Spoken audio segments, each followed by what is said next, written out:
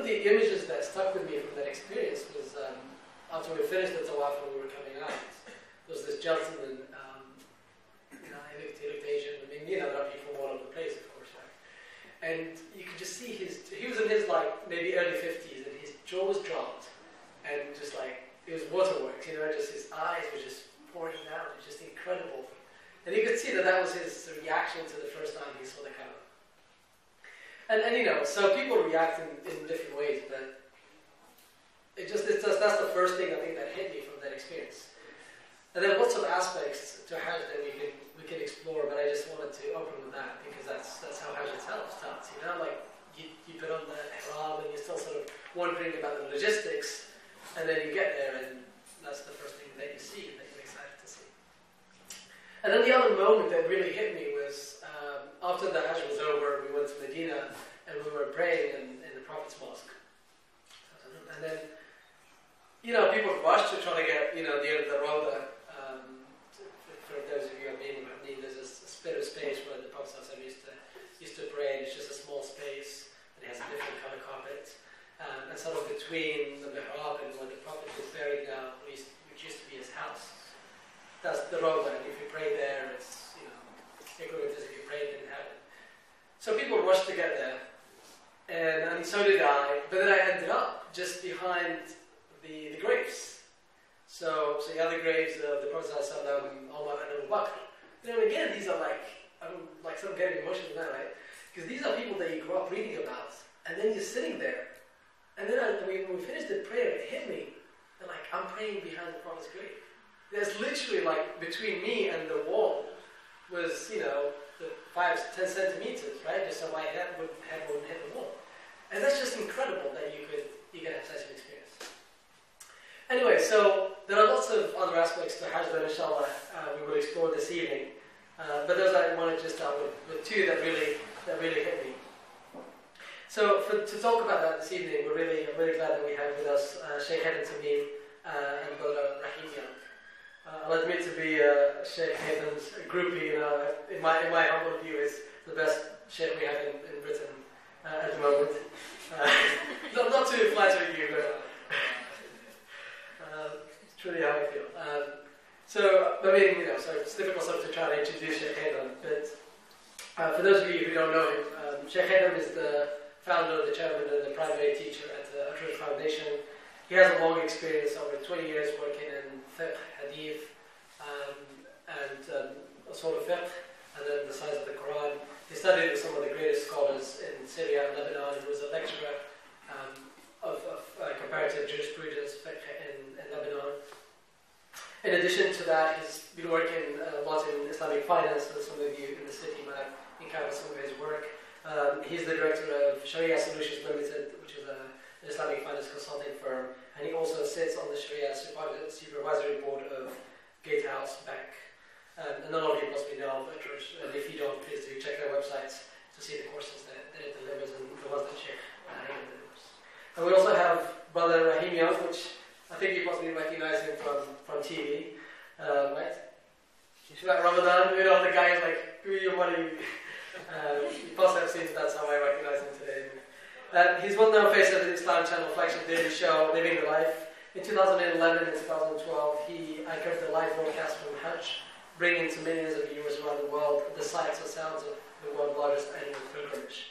And when people say that, it's really, there is no way you can describe it. To see 4 million people or 5 million people, estimates vary a bit. I'll tell you just the way I remember it, it's just a sea of people.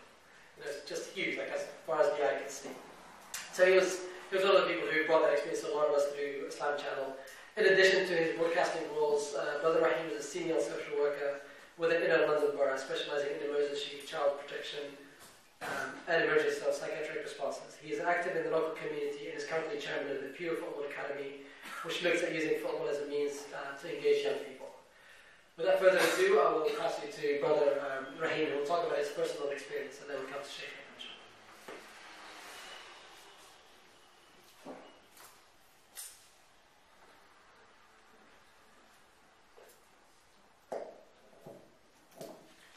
Bismillah ar-Rahman ar-Rahim. Bismillah wa salatu wa salamu ala Rasulillah أشهد أن لا إله إلا الله وحده لا شريك له وأشهد أن محمدا عبده ورسوله. Respected Sheikh, brothers and sisters, Assalamu alaikum.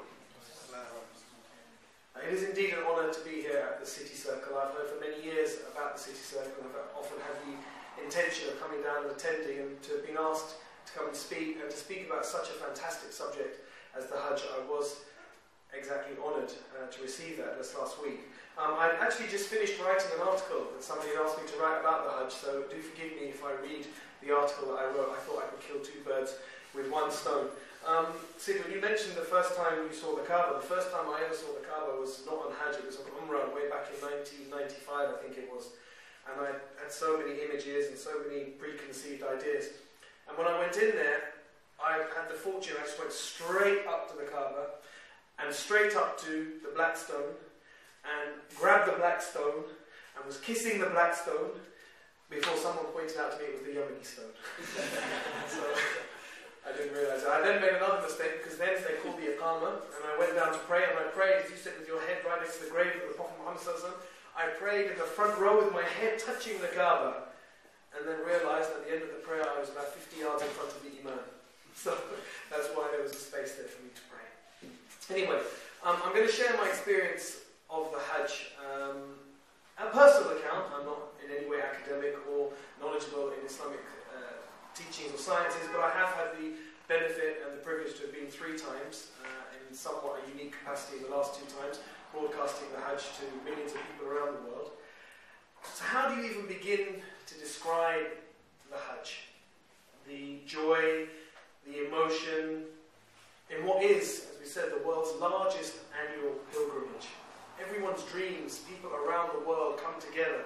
These few short days for this once-in-a-lifetime journey. A journey that's been made every single year for 1,433 years. Following in the footsteps of who is the most praised man that ever lived, sallallahu alayhi wasallam, as he followed in the footsteps of his forefather Abraham. Can I have a show of hands? How many people here have actually been to Hajj, who have made the Hajj? Just 2? Alhamdulillah. Well, that really demonstrates what I was going to say, which is the privilege of being there is amazing in itself. And I think most of us, when we're on the Hajj, don't really recognise how blessed we are to be there.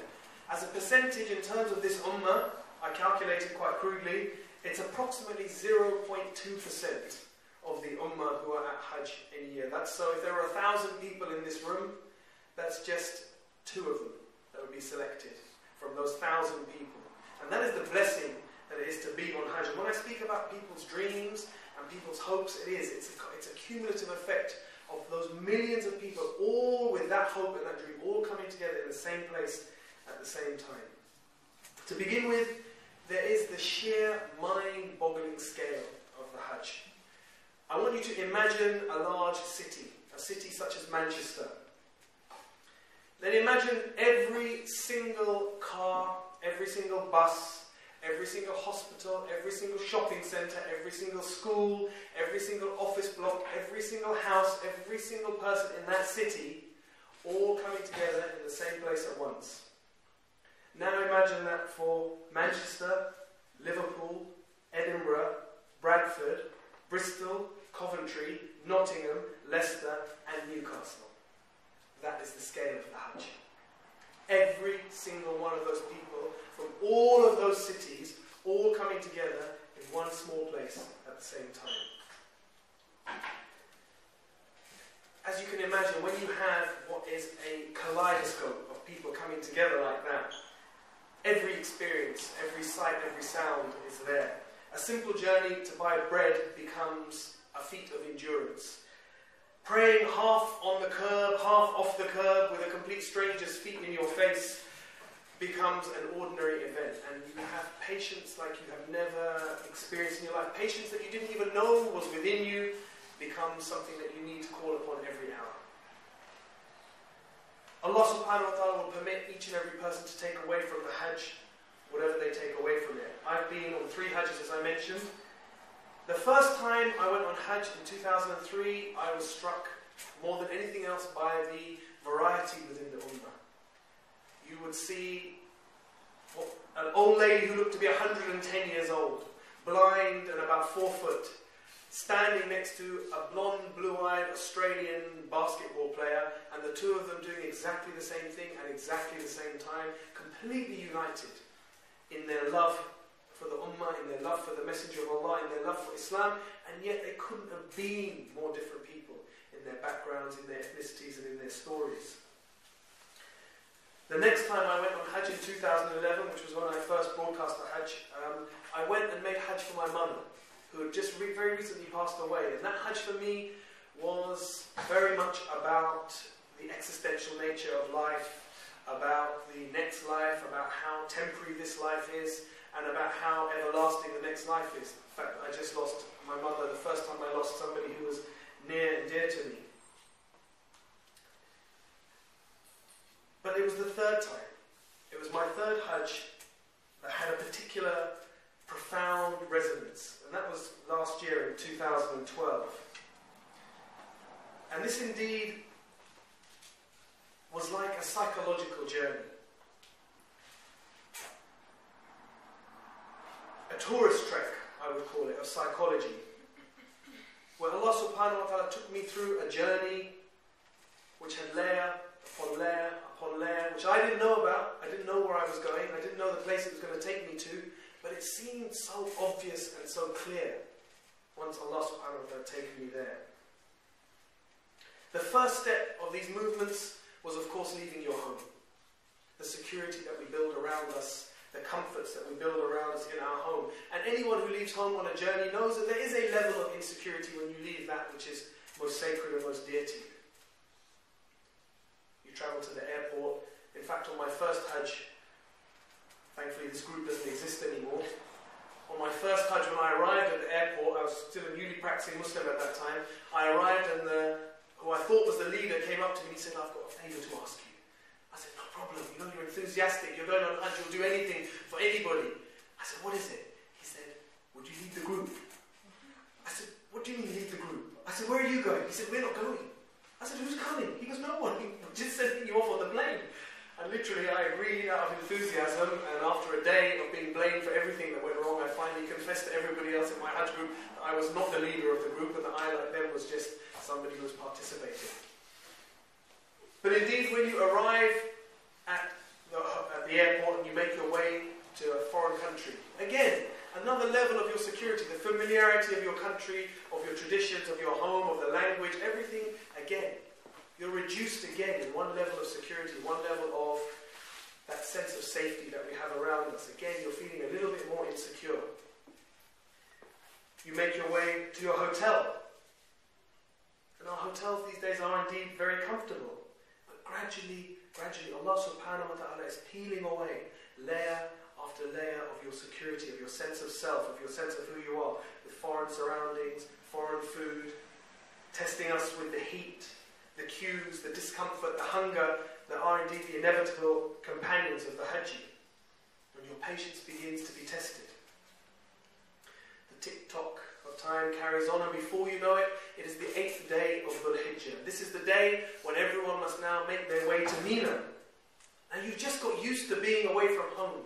You've just got used to being in a hotel, the inconveniences, the difference, getting food from here, dealing with the crowds.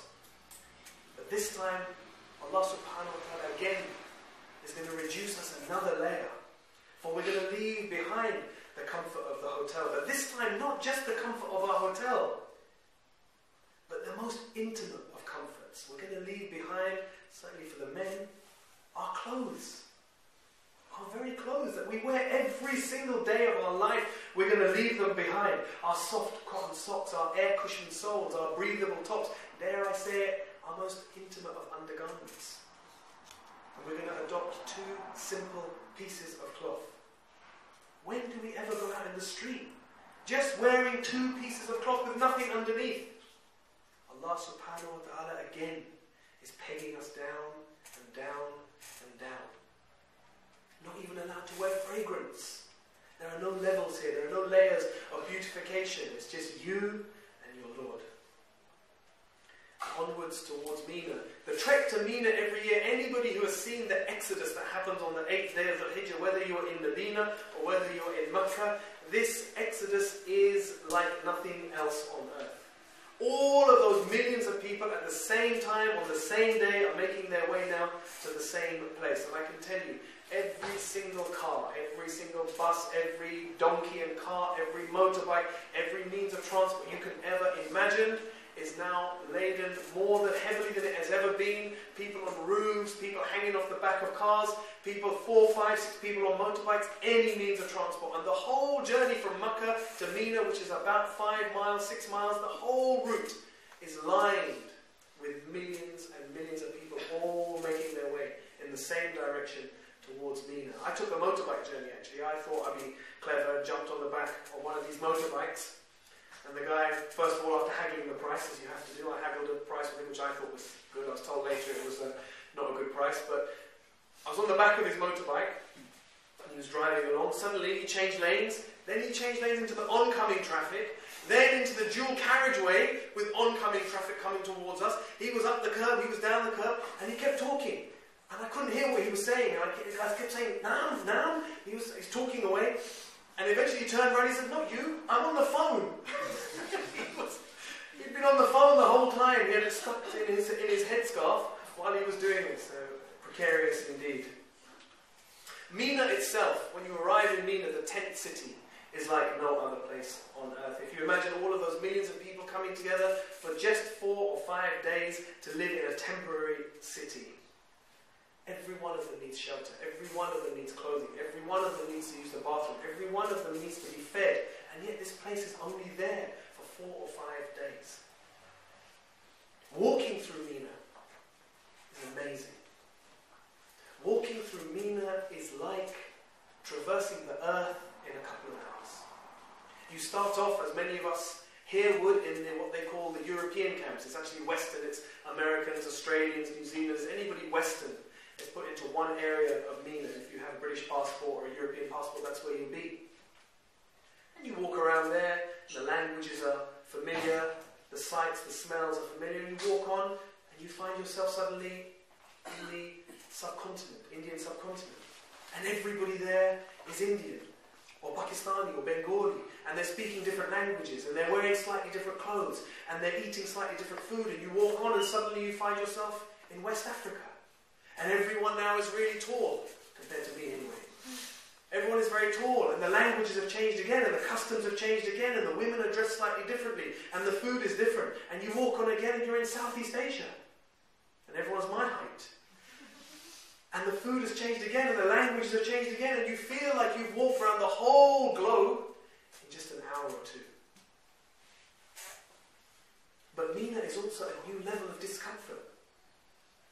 There's little access to air conditioning now. Everybody's now living in a tent. And although most of us will have a mattress, some are sleeping on the floor, some are in mattresses, it is indeed something that most of us from the West are not familiar with. Cramped in, sleeping next to people you don't know that well, lying on the floor, uncomfortable, wearing these clothes that you've never worn before, surrounded by strangers. As the 8th day of Dhul Hijjah draws to a close, you feel the anticipation. It's tangible. Everybody there is going to make their way, they know, tomorrow to Arafah. And the Hajj is Arafah. Arafah is the Hajj. What people have saved for their whole lives. It's difficult for many of us to appreciate the sacrifice that many people who have made their way to Hajj, people have given up their children's education. People have sacrificed their homes. People have sacrificed their life savings to be there. A taxi driver told me about a couple that he picked up from the airport, and he could see they were miskeen. He could see they had little money, so he felt sorry for them. He stopped and he bought them some food. When he presented them with the food, they said, "We can't eat this." He said, "Why? Everything is halal here." They said, "We can't eat this." He said, "Why?" They said, "Allah knows." He said, "For 20 years, we've not eaten meat. For 20 years, we have not eaten meat so we could be here at the Hajj. And we are scared now that if we eat meat, it will affect our digestion and we will become unwell." And they politely refused the meal. This is the level of expectation, the level of hope, the level of anticipation that people have as they approach this day of Arafah. Arafah demands again that we leave behind the comforts of our tent. We are now filthy. Often we haven't changed for a day or two, wearing these same clothes, going through the dust, the dirt. But the expectation, the excitement of Arafah is propelling us forward. And indeed, we must tread the plains of Arafah. Between Dhuhr and Maghrib, or there is no Hajj. There are many other aspects of the Hajj for which you can pay a fine, and our Shaykh would be more than able to describe that to us, unlike myself. But the Hajj, the day of Arafah, there is no Hajj without Arafah. So everybody is there in this one place at this one time, cramped, perspiring, 10 million feet around you, dust coming up, the sun baking down. You're not allowed to put anything in your head. You have to stand there between Dhuhr and Maghrib, making dua, asking, Ya Allah, please, please, please hear my du'as, please forgive me. Before long, sunset approaches, and the growing realization that soon you will leave Arafah and make your way to Muzdalifah. I can assure you, at any other time in your life, after the days that you have just been through, after the day of standing in the baking sun, 40, 50 degrees with no shelter, standing all day making dua, the last thing in the world you think you'd be capable of is walking 5 or 6 miles in a crowd of 1 million people and making your way to Muzdalifah. Yeah, alhamdulillah, Allah gives you the strength. From somewhere you find this new ability that you didn't know that you had inside you, this Herculean effort now to walk and make your way to Muzdalifah with the millions of people. And there are certain images that are seared in the mind from various Hajjs. And one I will never forget was turning a corner on my way to Muzdalifah, and all the people around us who turned corner at the same time took a collective intake of breath as we saw the sight of what looked like the whole of humanity walking in the same direction at the same time. It felt more than anything I've ever seen like standing on the Day of Judgment. Standing there on the Day of Judgment. And I know that everyone had that same feeling, because everyone was shocked when they saw that sight.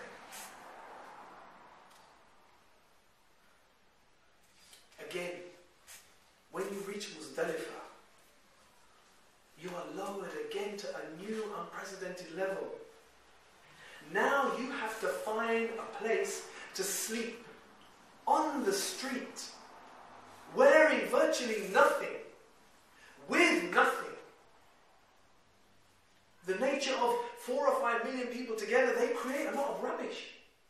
You're going to be lying in the dirt, wearing these rags, filthy, sweating, tired, exhausted, like you've never been exhausted in your life. Sleeping next to complete strangers, surrounded by rubbish. When else? When else in our lives, my brothers and sisters, will we ever experience a moment like that? To be like a humble, wretched beggar on the streets with nothing. And is it not befitting? Is it not befitting that after a day of pleading to Allah for forgiveness, that this should be our place? How Allah has reduced us, layer by layer by layer, to this new state of humility. He is everything, and we are nothing. He owns the heavens and the earth, and we are entirely dependent upon Him. And now in these moments, we're able to really feel that. Having spent the night sleeping at Muzdalifah, a night like no other night in your life, and it will not be a night of bliss and comfort and transcendental tranquility. It will be a night of difficulty. It will be a night of crowds. It will be a night of trying to sleep with diesel fumes. It will be a night of really feeling wretched. Having slept until the sunrise, you now have a new motivation. For at sunrise you must make your way, as Sid said, to what is surely the greatest sight that any Muslim will see. And that is making your way to the Kaaba. And to see the Kaaba on the day of Hajj is like no other sight on earth. It's well worth anyone who makes their way to the Hajj spend the time as exhausted as you are, make your way up to the roof and look down on the Kaaba. For it appears as the center of the universe. Really, it looks like a galaxy. For the Kaaba is still, stationary, black in the middle. And around it, you just have this swirling galaxy of people spreading out wider and wider and wider. And it feels as though the whole universe, its center is there, the Kaaba. Very, very literally, as you look down upon it, it looks like a galaxy swirling around a black hole at its center. Once you finish the circuits of the Kaaba, you make your way to Safa and Marwa. You traverse in between Safa and Marwa. You finish that, you then make your way back to Mina. And as you make your way back to Mina, your tent, which seemed like the lowest place of luxury you've ever stayed in your life just 2 days ago, now seems like the very epitome of luxury. It seems like the most comfortable place you've ever stayed in, and you're welcome. It's a sight for sore eyes. But you now have to prepare.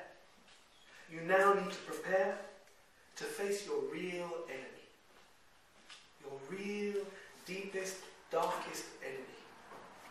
And that is indeed to face your inner demons, because you are now going to the Jamarat.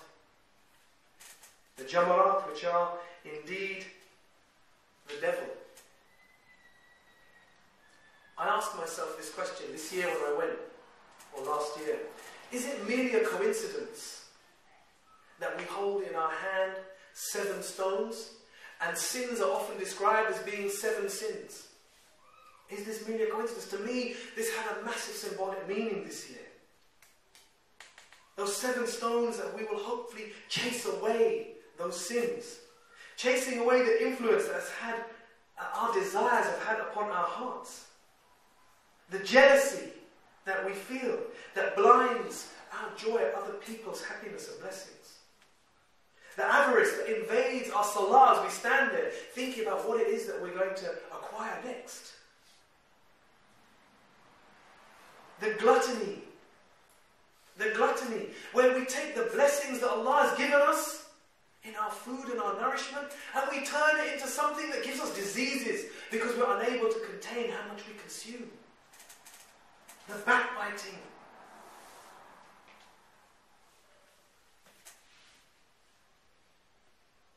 The backbiting.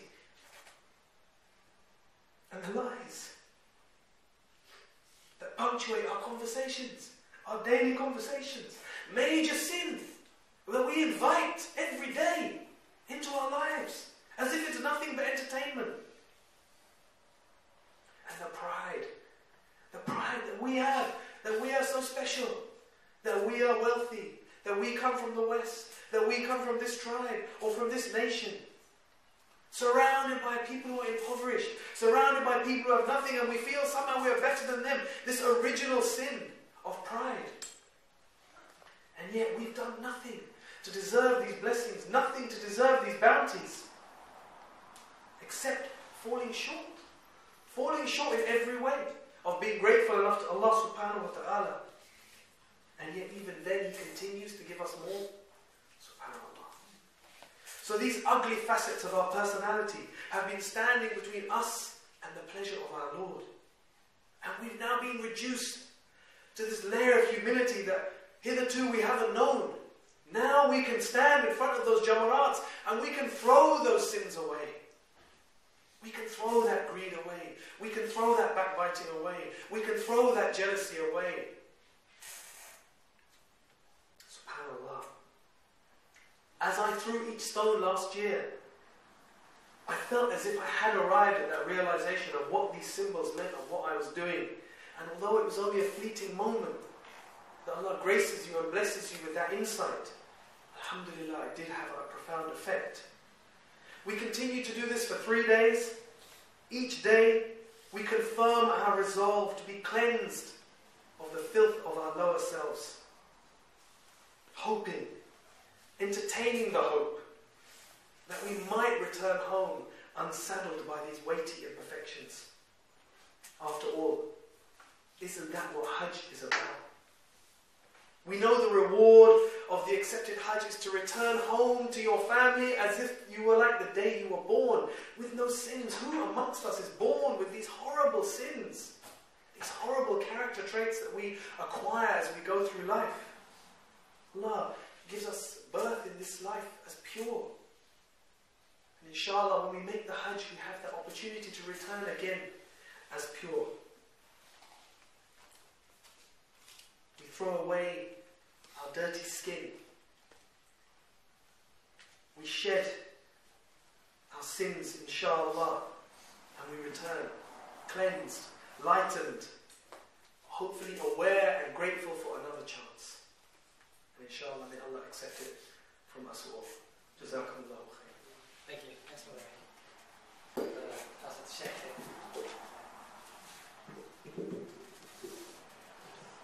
Jazakumullahu khair, but you left nothing for me to say.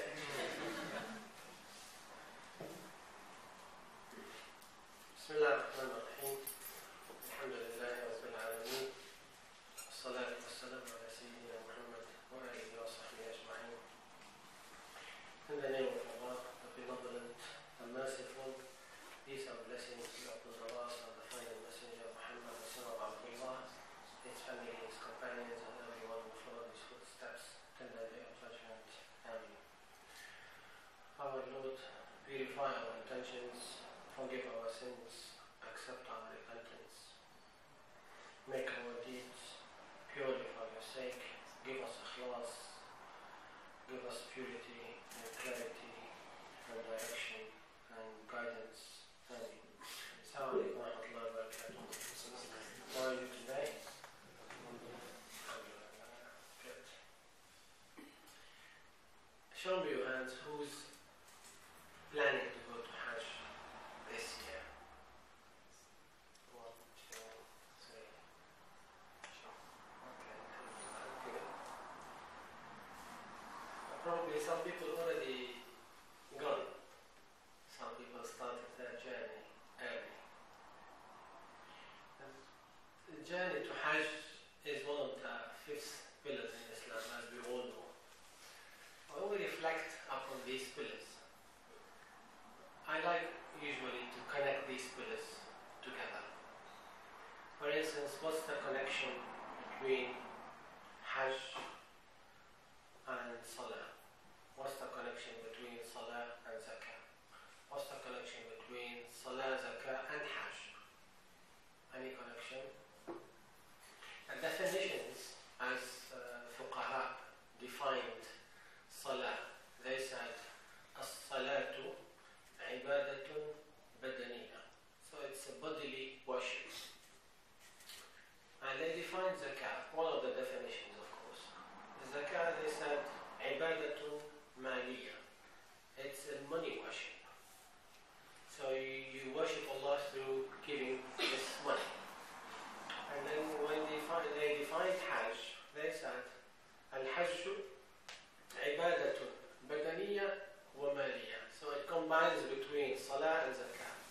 So it is bodily and the money worship at the same time. So it combines the two together. And this is why it's once in a lifetime. It is an obligation, but for those who can afford. And there is no such a pillar in Islam as Hajj for those who can afford. Salah is not for those who can afford. Yes? Zakah, of course, if you are over a bracket, certain bracket, then it is incumbent on you. But the Hajj is a different journey. And because it's very related to traveling, so it has all the elements of difficulties and hardships. I don't want to scare you guys or terrify you, but if you were to hear the old stories about how do they used to do Hajj, then it's a very luxury plus today. I remember one of our teachers, Mullah Abdul Amin Zanki, rahimahullah, he used to tell us that how did they perform the first Hajj. on the camel. Imagine performing Hajj on the camel.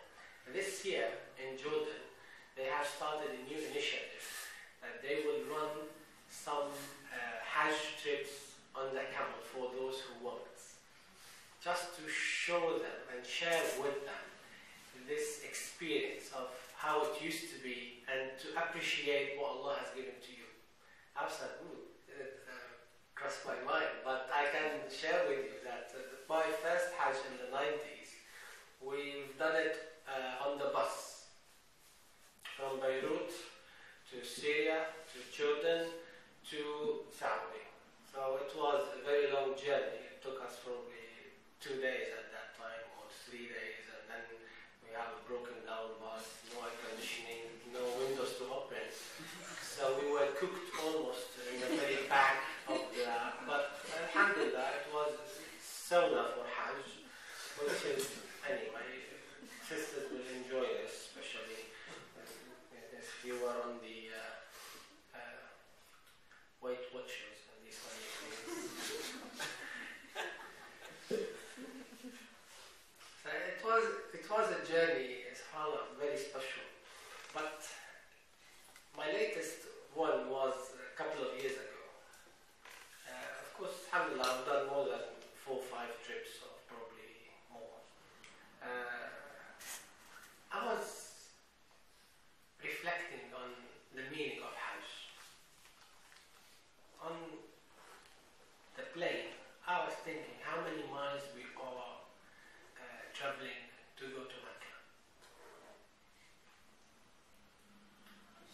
And what's the purpose?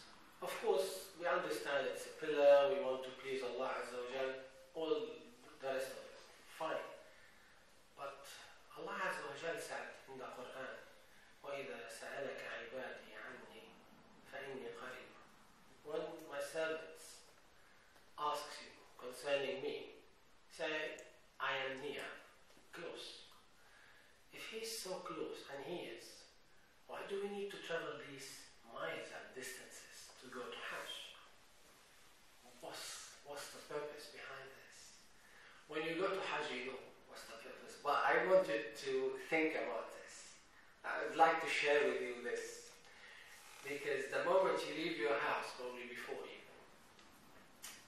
start preparing. You start calling your friends, texting and emailing, forgive me, all the way through. Okay, now you remember, forgive me. You've been doing all nasty things for the last 5-10 years, and now forgive me. Okay, well, alright, I'll forgive you anyway. But it shook you when you start doing this yourself.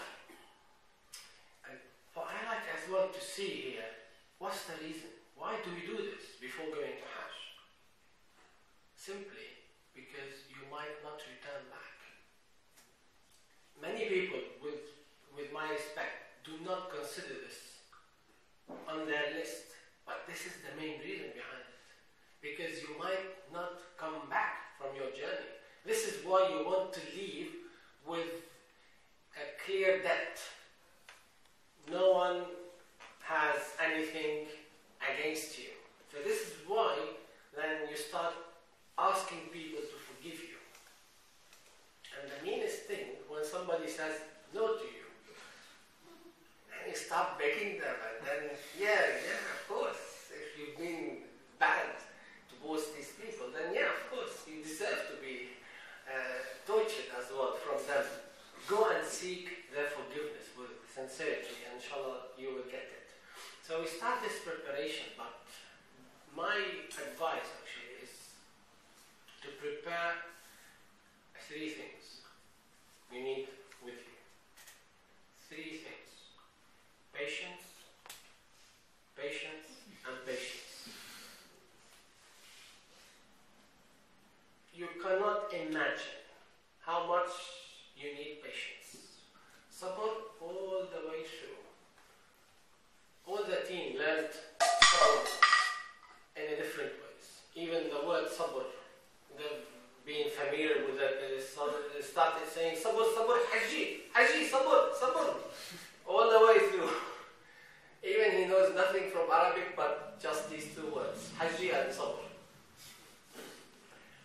So you need sabr all the way. I've been with many groups actually, and but not as his group, but alhamdulillah, better groups.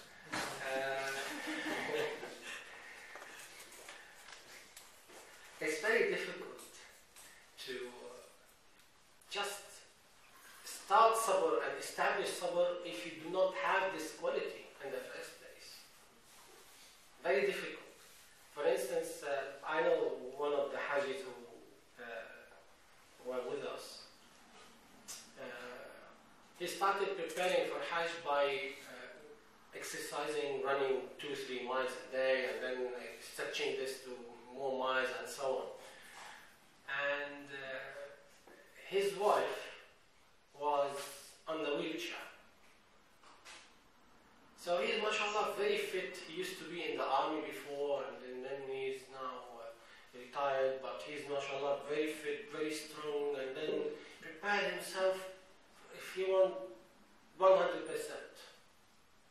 When he went to Hajj, his wife on the wheelchair was serving him. He could not do Hajj properly because illnesses and sickness and you name it. And subhanAllah. Of course you prepare, but don't be overwhelmed by your preparation. You need to prepare, but it's not your muscles and you need to prepare, deal with the meat. But he was shocked, and he was sharing with me this, and he said to me, subhanAllah, I thought I will carry my wife, but she carried me actually. I could not do this without her, and I thought all the way that I'm the one who's leading the journey, I'm the one who's carrying the burden, I'm the one, and then, subhanAllah, Allah shows you that it's not you. It's reliance on Him, not you. And this is one of the lessons which we learned in a very difficult way. So when you go to Hajj, it's of course seeking Allah's pleasure, because the meaning of Hajj itself, literally, if you go to the Arabic dictionary and you open it on Hajj, Ha, double Jim. Hajj means al-qasdu ila mu'azzam. So to intend to something which is glorified. Qasdu ila mu'azzam. Yes?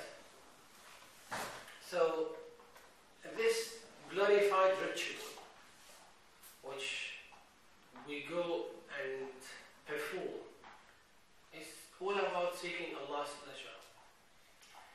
And again, it shows you how little we know. The first time you start doing tawaf around the Kaaba, of course, Sayyid mentioned earlier that when you see Kaaba, you have unrejected supplication. It's true. So many scholars said, you say this dua, they said this dua, you said this dua. I like the suggestion which somebody came up with, and he said, say when you see the first time Kaaba, Allahumma ja'alni mustajab al-Kaaba. Oh Allah, make my supplications always accepted. Comprehensive one. I like it. Of course, if it's in the permissible direction, yes. So when you start circulating around the Kaaba, you are the physicist, or you are the accountant, or you are the lawyer, or you are this or that. You have this honor of utilizing your intellect and your analogy and analysis and these kind of things. But when you go there, why is it 7 times around the Kaaba? What's the reason behind this? This is where your intellect stops. It's about obedience. وَقَالُوا سَمِعْنَا وَأَطَعْنَا. We've heard and we've obeyed. You see, obedience, I'm not saying obedience has no relation or connection with the intellect, but it's another lesson that obedience is to trust Allah Azza wa Jal and follow the commands. He said 7 times, 7 times. Why do you pray the 3 rak'ah maghrib? Have you prayed maghrib alayh? Okay, good. Then, why you pray 3 rak'ahs? Because it's a command. You see? Again, in Hajj, you will find many of these things. And I remember one of the newly practicing Muslims. He said, I went to Hajj and I returned, but, I didn't feel anything. I did find some people crying around Kaaba. And why? I was, he didn't know anything about why they are crying. And he felt, I don't know. It's annoying to see people crying like this. And what's that? I said, you didn't feel anything? He said, no, and it's dead all the way, and rubbish, and this, and that. Okay. I said, Allah, you've been introduced to Hajj in a very wrong way. You need to understand these rituals when you go around the Kaaba, when you do the sa'i, when you go to Mina, and so on. You need to understand what's the wisdom behind it. We can't definitely know what's the reason. We might guess the wisdom behind these rituals. So one of these things which I was thinking about, instead of traveling these miles and distances to seek Allah's pleasure, you might be at home and seeking Allah's pleasure as well. Possible? Of course. I've met some people actually in Makkah, from Makkah, born in Makkah. Yes? Very small percentage, of course. Never ever been to Hajj. Believe it or not. Okay. It's not about the distance then. It's not about anything. It's about what's within your heart, your intention. This is what makes Hajj Hajj. The intention. As Imam Shafi'i commented, rahimahullah, on the hadith of the Prophet sallallahu alayhi wa sallam, إِنَّمَا الْأَعْمَالُ بِالنِّيَّاتِ, actions are but by intentions. He said this hadith has 1/3 of Islam. 1/3. Yes? And he said it involves in 70 topics of fiqh. 70. So subhanAllah, there are plenty of things in Hajj. When we want to perform Hajj, we need to understand. The main thing, as well I was asking myself, Hajj in a very sacred month. The months of Hajj are 3, as you know. Dhul Qa'dah, Dhul Hijjah, and Muharram. And these 3, we call them Ashhur al-Hurum. Allah subhanahu wa ta'ala made these 3 sacred. What does it mean, sacred? It means you are not allowed to start fight and war in these 3 months. It means safety and sanctity of worship. Allah Azza wa Jal wants the pilgrimage to do their Hajj in a very safe manner. So He provided them with this safety. And when He described Makkah, what did He say in the Quran? وَهَذَا الْبَلَدِ الْأَمِينَ. And this, yes? Balad al-Amin. Safe city. He described city of Makkah, Amin. This is a safe city. So safety and our religion go together. Not just in Makkah. The whole religion is based on this safety. You can't do your ibadah with no safety. So you need safety. Safety, the inward and outward. The inward safety is important, as well as the outward. But if you have outward safety, no inward safety.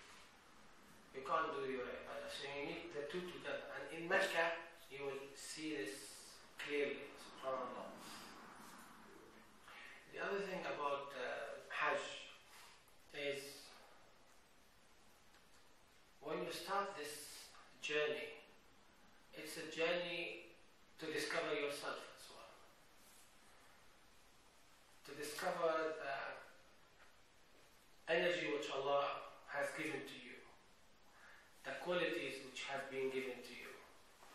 And you will see that we have, as humans, we have many flaws, we have many gaps, many mistakes, but you see it more in Hajj, because in every single day you have plenty of tests. If you have your wife with you, it's a test. If you have your husband with you, it's a test. If you have, some people might take their children, test. Going with a group, I don't know, might be good, not good, what have you, it's a test. Meeting people, test. Going to the airport, and so on. All the way, test after test. And I've seen many breakdowns, many. Some people even did not bring Hajj with them. They left it at the airport. I've seen this. Some people left it at Medina. They have done big fight with each other in Medina after they finished Hajj. And so on. So you need to be very careful how to control yourself, how to always think about why I am here. It's to please Allah subhanahu wa ta'ala. So pleasing Allah, you need to go through all of this. Why now? Why this? Don't ask. Just put your heart into what you are doing and then seek Allah subhanahu wa ta'ala pleasure. As it's been mentioned earlier that Al-Hajj Arafah, Prophet sallallahu alaihi wasallam said, Al-Hajj Arafah, and this is the peak of the whole journey. In Makkah, you have Kaaba, yes? In Sa'i you have Safa and Marwa, yes? In Mina you have Jamarat. But when you go to Arafah, there's nothing. Nothing. And I was wondering, I said, subhanallah, why did the Prophet sallallahu alaihi wasallam say Al-Hajj Arafah? Hajj is Arafah. If you missed it, you missed it. Yeah? You see, even the sick and the ill people, they will bring them in their ambulance just to pass through Arafah and come back, because if they didn't do this, they will miss Hajj. And you see as well some helicopters going into Arafah and coming as well. It's about just having this 2-3 seconds in Arafah and coming back will catch Hajj. But sitting in Arafah, there's no rituals, nothing whatsoever. No sights, nothing. And subhanAllah, why Ya Rabbi Al-Hajj Arafah? Why is it Arafah is the whole thing about Hajj? It's just you and Allah. And this is the main thing about Hajj. It brings you to break all the barriers. No Kaaba now, no Mina, no nothing. Just you and Allah subhanahu wa ta'ala. So let's then open these files and try to fix whatever we can. The time is one whole day. You will say, I won't get bored, but depends on your intention and the team and circumstances. If you have water, no water. We faced some difficulties in Arafah. Once we have no water. The whole day in Arafah, no water. You can't pray, you have no water. Anyway, so you feel test after test, even in Arafah. And we did have American team and Canadian team as well close to us. And they were fighting and arguing on the quality of the food. I said, oh my God, I understand you argue in Medina after you finish. But now in Arafah arguing about the food, subhanAllah. The whole team, more than 10, 20 people arguing on this issue. Just eat anything. They said, no, this wasn't the the agreement was open buffet, this and look at the attitude which they have brought with them. And unfortunately, we have many of us as such with this attitude. Forget, you are there not to eat or drink or luxury, or you are there just to be a new person. And when you read a few of the conditions of having acceptable Hajj, Allah Azza wa Jal made it clear. Al-Hajj ashhurun ma'lumat. So the months of Hajj are well-known months. Yes, the three which I've mentioned earlier: Dhul-Qa'dah, Dhul-Hijjah, and Muharram. فَمَنْ فَرَضَ فِيهِنَّ الْحَجَّ. So whoever made it compulsory. Yes. So you لا رفث ولا فسوق ولا جدال. Three things. Easy. You want to achieve these three, you achieve Hajj Mabrur, acceptable Hajj, rewarded Hajj, inshallah. Rafath, it's foul language and things related to sexual nature and so on. And fusuq, which is sins. So avoid sins, avoid sexual things, and avoid what? The third one, argument. If you were to achieve these three, then your Hajj will be acceptable. Is that easy? It is. But again, it depends how do we perceive this, how do we achieve this. And I was reflecting upon these three. I said, subhanAllah, this is to perfect our character. Yes? Perfection of our character leads to higher ranks. The more you perfect your character, the more it takes you up on the ladder of the elevation to Jannah, inshaAllah ta'ala. And the Prophet ﷺ says, أَقْرَبَكُمْ مِنِّي مَجْلِسًا يَوْمَ الْقِيَامَةِ أَحَاسِنُكُمْ أَخْلَاقًا. The closest to me on the day of judgment is the one who has the best character. You see the elevation through, and then Hajj brings you